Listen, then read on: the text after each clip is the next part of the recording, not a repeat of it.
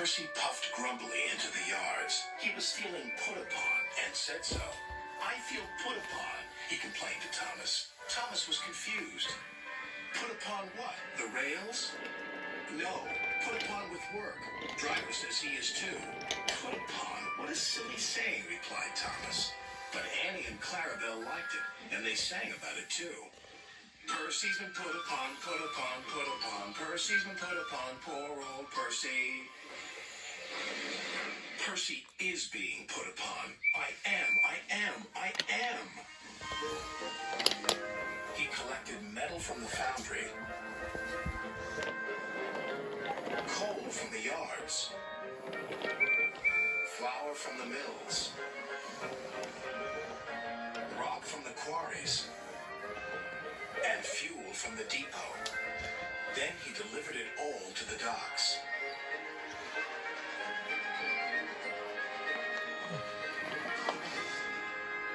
Next, he collected some empty freight cars. "Who's this dirty little engine?" cried the freight cars. "We want Thomas or Duck." Percy ignored them. Put upon, that's what I am. That night, all the engines laughed at him. "We can see what's been put upon you," said Thomas. "Silence," said Sir Topham Hatt. "Percy, you've done a good day's work. Now get a good night's rest." "Yes, sir. Thank you, sir." Next morning, he took some freight cars to the coal yards. Then he had to push empty freight cars to the mine shaft. When he arrived, there was trouble. The foreman spoke to his driver. "The freight cars are stuck on the mechanism. All they need is a good push. We'll do it right away." Percy shunted back to where a large canvas barrier was used to protect his line from loose rocks. Percy charged at the line of freight cars too fast and too hard. "Oh no!" gasped Percy.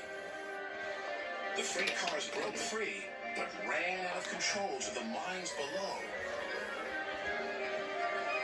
On! Faster! The silly freight cars yelled. Then there was trouble again.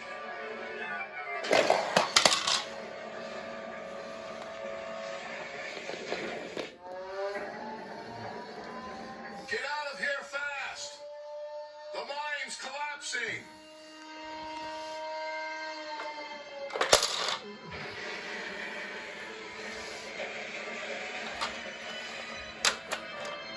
"We'll just have to make a run for it, Percy," called his driver.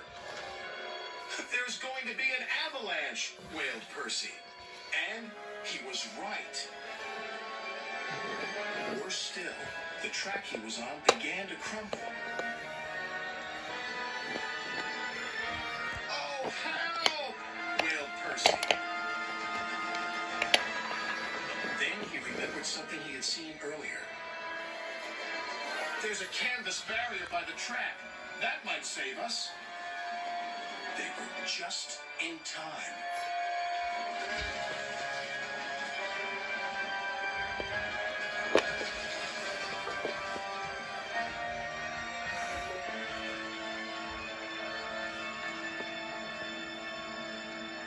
Percy was right. The canvas did indeed save them, but the miners didn't know that. "The avalanche has buried an engine and its crew," shouted the foreman. "We must help them." When Percy had been rescued, Sir Topham Hatt spoke to his driver and fireman, then to Percy. "Driver told me how brave you were, Percy. As a reward, you will be repainted at the works." "Oh, thank you, sir." When he returned, Percy's coat glistened in the sun. "I'm sorry we teased you, Percy," said Thomas. "You were certainly put upon by that avalanche." "Yes, indeed. But just look at my new coat of paint. Now, I don't mind that being put upon me."